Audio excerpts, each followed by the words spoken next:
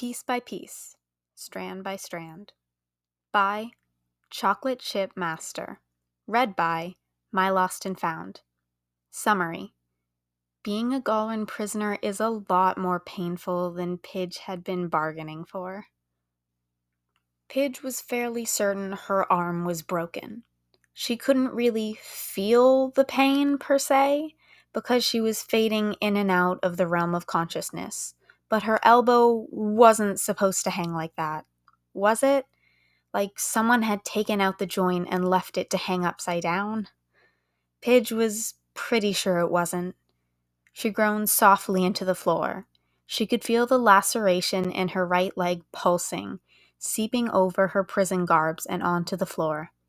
That, coupled with the fact she couldn't feel the pain there either, probably also wasn't good. She tried to move her good arm to hoist herself up, but she couldn't exactly find the strength to do so. Her whole body shuddered with the mere exertion of moving. Leaving her arm by her head was the best option for now. She could figure something else out later after her thoughts cleared up and her head stopped spinning. The darkness was starting to take her again. Pidge let it, the cold cell floor pressing in on her cheek. She got a few precious moments of quiet before the door hissed open. Pidge angled her face to see who exactly had entered her cell, but all she could make out was something very blurry and purple. It said something that sounded like a garbled mess to her and began reaching out for her bad arm. Pidge reacted, throwing her body sideways to avoid any contact with it. The pain was practically non-existent right now, but she knew that would change within a fraction of a second if someone grabbed her broken arm. Her warden made a move towards her. His glare was twisted and blurred. Pidge kept thrashing away. She had no intentions of letting him touch her or her injuries. Her warden, however, had other plans. Claws dug into her hair. Pidge let out an alarmed shout as sharp nails scraped against her scalp. Instantly, the fuzziness surrounding her mind faded, and she was hit full force with a wave of pain. She screamed again, her broken arm suddenly a much larger problem than it had been before. She began shouting something, a garbled version of "let me go," in various different tones. Her warden ignored her and tugged. Pidge swore she felt strands of her hair flutter around her face as they were pulled out. Claws gripping her scalp were drawing blood. Her good hand flew up to bat at her warden's wrist, and her nails scratched fruitlessly on his thick skin. He ignored her and began pulling, literally dragging Pidge across the floor. Her vision whited out for a terrifying moment as she was moved. Her head felt like it was gonna snap off. Something in her neck popped painfully. She let out a cry. Her warden, unperturbed by Pidge's obvious pain, paused at the door to let it slide open. Pidge writhed in the meantime, blood smearing all over the floor from her leg. She tried tugging her head away and instantly regretted it. Strands of her hair fell from her scalp. Honey brown locks were locked firmly in her warden's grip.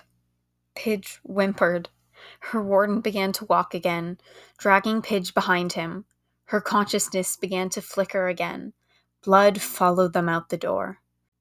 Pidge had no idea where she was being taken, but she knew she wouldn't like it. To be interrogated, perhaps? God, where was the team? They weren't there when she was getting her arm broken. They weren't there when her leg had gotten sliced open. And now they weren't here when she was literally getting dragged by her hair. How sidetracked had they gotten?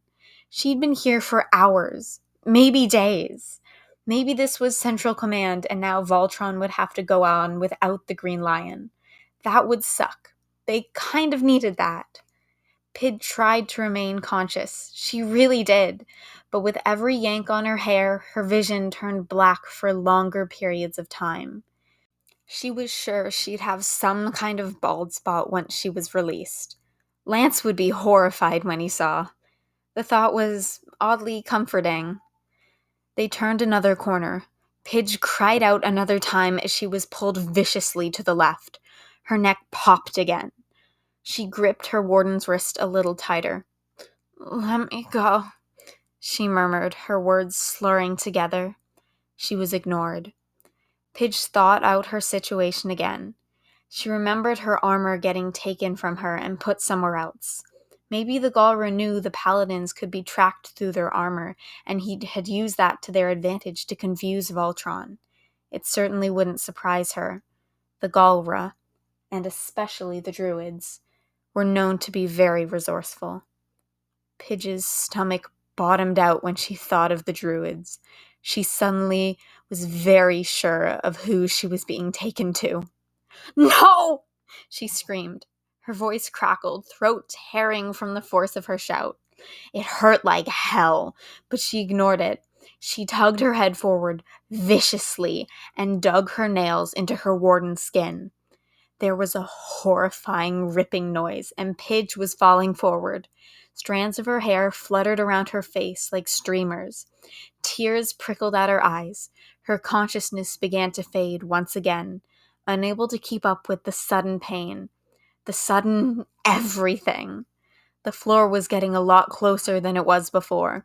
Pidge barely had time to realize what happened before she reacted. She threw her arms forward.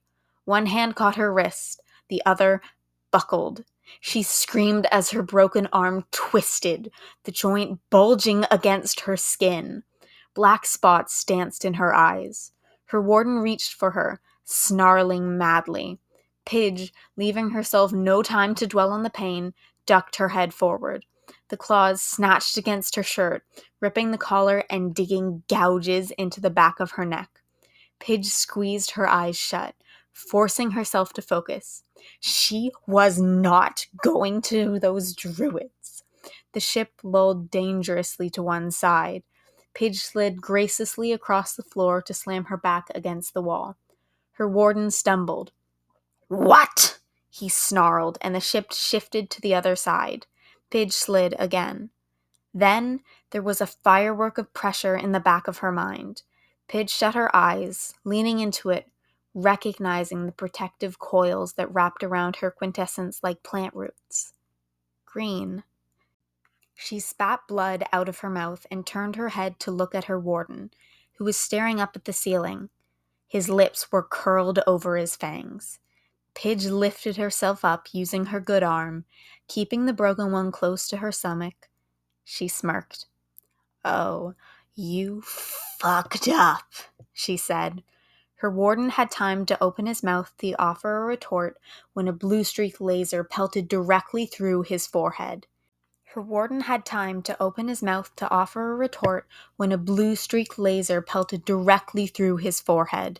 His eyes widened in surprise. He fixed Pidge with one dark glance, and then he crumpled. Pidge looked up to see Lance and Keith just down the hallway, staring at her, staring at the corpse of her warden. "Pidge!" Lance shouted, looking green around the face. He and Keith started forward, pointedly ignoring the body they stepped around. "Good timing," Pidge remarked. She stood up, trying to blink away the vertigo. "Let's get out of here." The world spun violently as she leaned with all her weight on her shoulder resting against the wall. Lance wrapped his arm carefully around her shoulders to help her walk as they headed back towards the rendezvous point. Green's presence reared again in the back of her mind, protective and angry, sending warmth to help soothe the pain. Pidge glanced up at Lance. He was staring down at her hair. His jaw dropped in an open-mouthed shock. She was right. She did have a bald spot. Notes. Following the rescue, Lance scoured the entire universe to find a hair tonic to regrow Pidge's lost hair. By the time he did, it had already grown back.